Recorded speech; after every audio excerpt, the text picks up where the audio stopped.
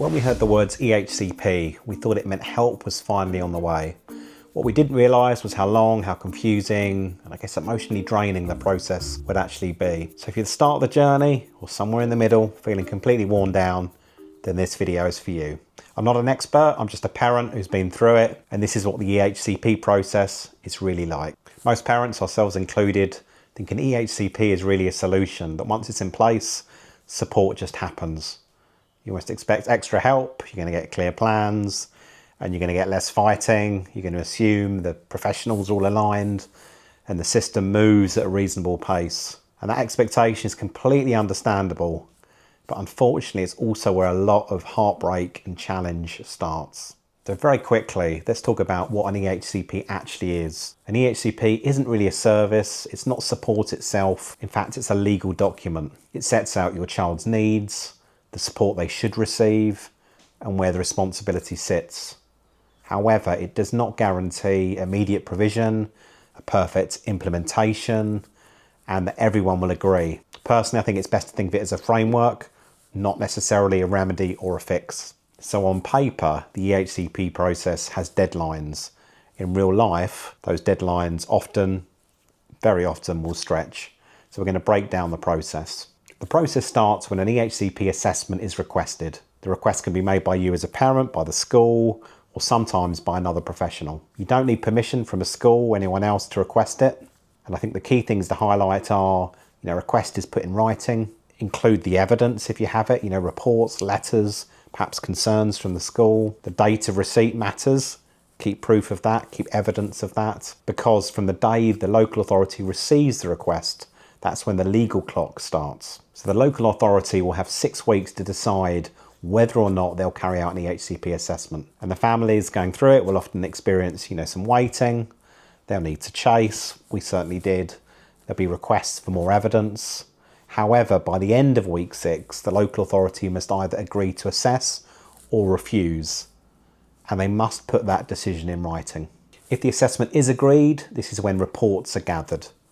And assessments will usually include a multitude of inputs. There could be feeds from educational psychology, speech and language therapy, occupational therapy. There could be inputs from medical advice, school reports, and of course parental views. So this stage can feel busy and emotionally heavy. There may well be appointments, questionnaires, or even long waits between the updates. But just remember, lack of contact doesn't mean that nothing is happening. However, it's okay to politely chase. So by week 16, the local authority must decide whether they will issue an EHCP. And very simply, there's 2 outcomes. Firstly, is the decision to issue and proceed with the EHCP, and then secondly, the decision not to issue. However, you do have appeal rights for the latter if that scenario was to arise. If they do decide to issue, then you will receive a draft EHCP. So you usually have about 15 days to review the draft EHCP. And as a parent, what you can do is request amendments. Personally, I'd suggest you pay particular attention to the sections around needs, the sections around provision, and you can also ask for school to be named. This is often the most important part of the process, and unfortunately also one of the most draining. And by week 20, the final EHCP should be issued. And at this point, the EHCP becomes a legal document, meaning the support written into it must be provided. But let's be realistic, in practice, support may still take some time to start. However, that plan will give you the right, appropriate legal footing. And although the legal timeline is 20 weeks, many families will experience delays. And that doesn't mean you're doing anything wrong. It just reflects a really stretched system and process. I think there's 3 real key areas that can be challenging for parents. Firstly, the language. The language throughout the process, it can be formal, it can be sometimes vague, and guaranteed it's going to have a lot of professional jargon in it. Phrases that sound supportive don't necessarily promise anything. Secondly, in terms of your expectations, you're told to be hopeful. However, you're almost preparing for disappointment. In terms of the emotional load or overload, you're advocating for your child constantly. However, you're also parenting the child who clearly needs a lot of help from you already. This combination can really wear people out, so take care. Try not to let it overconsume you. I know it's easier said than done, and really take some time out every now and again. So in terms of our learnings as a family, there's a few things I think we really wish that someone had told us.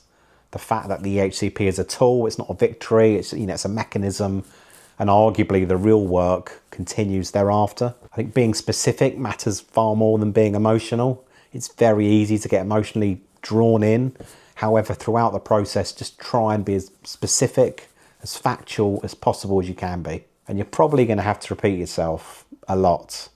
And unfortunately, this is a key theme in special needs parenting. You're regularly repeating the same or similar message to a school, the local authority, health professional, you know, etc. And then when it comes to progress, it's rarely linear. To me, it feels a bit like snakes and ladders at some point. But ultimately, I mean, none of this stuff means that you're doing wrong. You're just dealing with a very complex, protracted process. Despite everything we've covered within this video, let's be clear, EHCPs do matter. They give you that legal standing, they create that accountability, and they can unlock support over time. Just not always in the way or perhaps the timeline that you expect. So if you're in the middle of the EHCP process and you're feeling overwhelmed, frustrated, or perhaps even angry, it doesn't mean that you're failing. It just means the system is very, very hard. So take one step at a time, ask for help whenever you need it, and remember, you don't have to understand everything all at once. If this video helped, or you're somewhere in the process yourself, please leave a comment. You're not alone in this, even when it perhaps feels like it. And please continue to like, subscribe to the channel, and most importantly, kindly share this with someone you feel may benefit. It helps us get our content further afield. And thank you.